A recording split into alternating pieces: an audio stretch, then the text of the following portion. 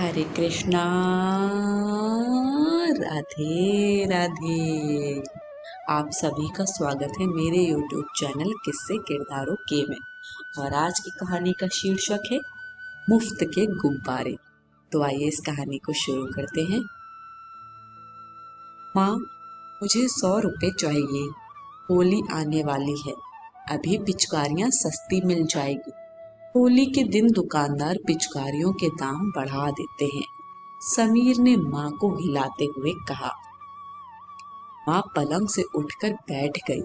समीर को 100 रुपए देते हुए बोली, अभी 100 रुपए लेगा तो होली के दिन पिचकारी के लिए एक भी पैसा नहीं मिलेगा। समीर ने सर हिलाया। ठीक है माँ। समीर 100 रुपए मुट्ठी में दबाए दौड़ता हुआ गली में पहुंचा। वहां उसके मित्र सूरज, सुरेश, रमन उसकी प्रतीक्षा कर रहे थे। समीर को आते देख सूरज ने रमन से कहा, लगता है समीर को पैसे मिल गए हैं। हम तीनों की माँ तो कंजूस है। सूरज ने एक गहरी सांस लेते हुए कहा, कोई बात नहीं, समीर के पैसों से हम होली की धूम मचाएंगे। समीर ने 100 रुपए दिखाते हुए कहा, माँ ने पिचकारी लाने के लिए दिए हैं, मैं पिचकारी खरीदने जा रहा हूँ। सूरज, पिचकारी भी कोई खरीदने की चीज है? रमन, पिचकारी से तो छोटे छोटे बच्चे खेलते हैं, अब हम लोग बड़े हो चुके हैं, पूरे 12 साल के। सूरज, पिछली होली को हमने गुब्बारे खरीदे थे। उन गुब्बारे में पानी भरकर स्कूल से आती हुई लड़कियों के ऊपर फेंककर हमने होली का खूब आनंद उठाया था। समीर ने मासूमियत से कहा, मगर माँ ने कहा था कि पिचकारी ही लेना। गुब्बारे का नाम सुनकर माँ नाराज भी हो सकती है। सुरेश, माँ कैसे नाराज होगी? हम सब गुब्बारों को आपस में बांट लेंगे। समीर का मन पिचकारी लेने का था, किंतु दोस्तों का दिल रखने के लिए वह दोस्तों के साथ एक दुकान पर पहुंचा और गुब्बारे मांगने लगा। दुकानदार ने कहा, तुम थोड़े लेट हो गए हो, गुब्बारे के पैकेट अभी अभी सारे बिक चुके हैं।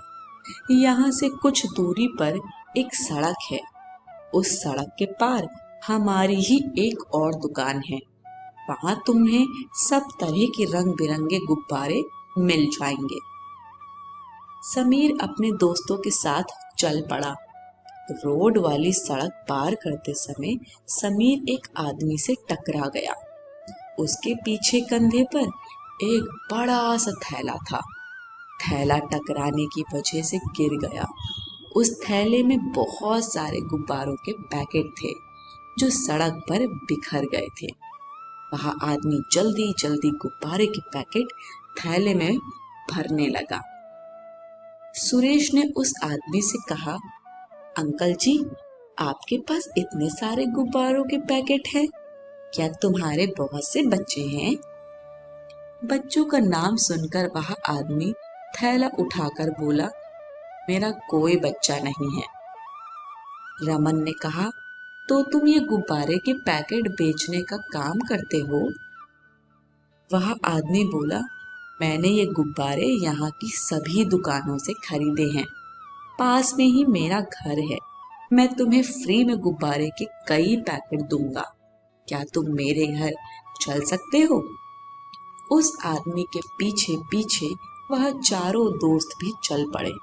फ्री में कोई चीज मिल रही हो तो भला कोई पीछे कैसे रह सकता है। थोड़ी दूर में आदमी ने कमरे का ताला खोला। वह कमरा गुब्बारों के पैकेटों से खचाखच भरा था। इतने हजारों पैकेट देख चारों दोस्तों की आंखें निकल आई। उस आदमी ने बताया, जब मैं तुम्हारी तरह छोटा था तब मुझे भी गुब्बारे खरीदने का शौक था। होली आने से पहले मैं गुब्बारे खरीदता, उनमें पानी भरता, कभी छत के ऊपर से, कभी गली में आने जाने वालों पर, गुब्बारा मारा करता था। बसों में खड़ी, रिक्शा में बैठी लड़कियों पर गुब्बारे मारकर छिप जाता था। कई बार पिता ने मुझे डांटा। मोहल्ले वाले मेरी शिकायत घर तक लाने लगे, लेकिन मैं नहीं माना। होली से 2 दिन पहले मेरी छोटी बहन स्कूल से घर आई। उसकी ड्रेस भीगी हुई थी, सिर से खून बह रहा था।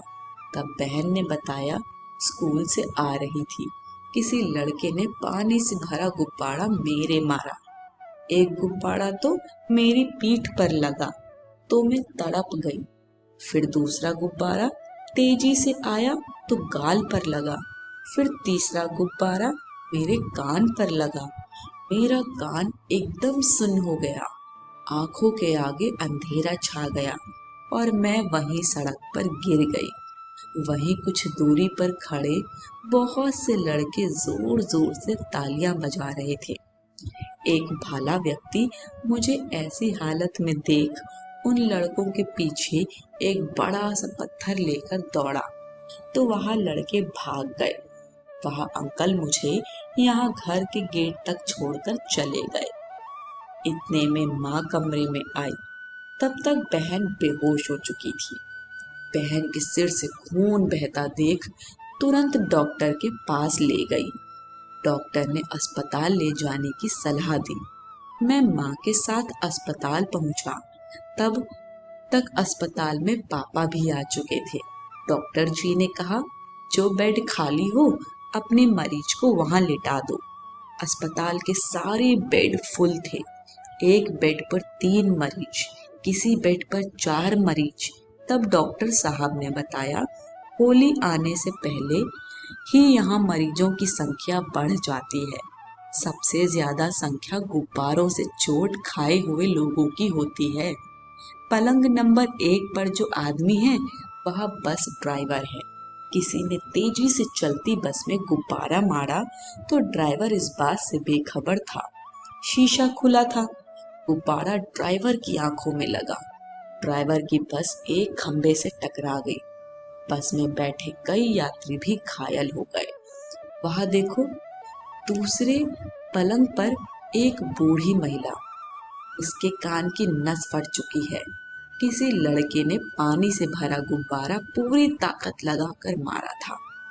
उधर देखो, तीसरे नंबर के पलंग पर एक घायल लड़की, उसकी दोनों आंखों की रोशनी चली गई। हमने कई बार पुलिस को बताया तो पुलिस कहती है, जो बच्चे गुब्बारे मारते हैं अधिकांश नाबालिग हैं। उनके माँ बाप उन्हें उनके शौक पूरे करने के लिए उन्हें गुब्बारे खरीदने की इजाजत दे देते हैं। हर साल होली के समय भारत में 10,000 से ज्यादा नाबालिग बच्चों पर गुब्बारे मारने के केस चल रहे हैं। लेकिन समाज अभी भी सोया पड़ा है। बहुत से माता पिता अपने बच्चों को बचाने के लिए वकील खरीद लेते हैं, कभी गवाह, लेकिन अपने बच्चों को सख्ती से नहीं डांटते, गलती पर नहीं पीटते। ज्यादा प्यार, मोह और लाड़ बच्चों को बर्बाद कर देता है। दुकानदार भी ज्यादा मुनाफे की लालच में अपनी दुकान पर गुब्बारे बेचने के लिए रख लेते हैं। होली के दिनों में सैकड़ों बेरोजगार और घर में खाली बैठे लोग रंग, गुलाल, गुब्बारे बेचकर अपना त्योहार मनाना चाहते हैं। ये घटनाएं थम जाएं, इसके लिए सरकार कानून भी बना रही है। नाबालिग बच्चों से गलतियां या गुनाह होने पर माँ बाप को जेल में डालने का कानून बार बार बनते बनते रह जाता है, क्योंकि कुछ माँ बाप को तो पता ही नहीं होता है कि उनके बच्चे बाहर पानी से भरे गुब्बारे मारकर आए हों। होली एक प्रेम की होली है, लेकिन कुछ आवारा लड़कों की वजह से अब यहाँ नफरत की होली बनती जा रही है। सभी बच्चे ये सब सुनकर चुपचाप वापस चले जाते हैं और इस तरह की होली ना मनाने का संकल्प लेते हैं। आज की कहानी यहीं समाप्त होती है। कहानी पसंद आई हो तो कमेंट बॉक्स में हमें अपना फीडबैक जरूर दीजिएगा। वीडियो को लाइक, शेयर करें और चैनल को सब्सक्राइब करें। सभी को हरे कृष्ण, राधे राधे।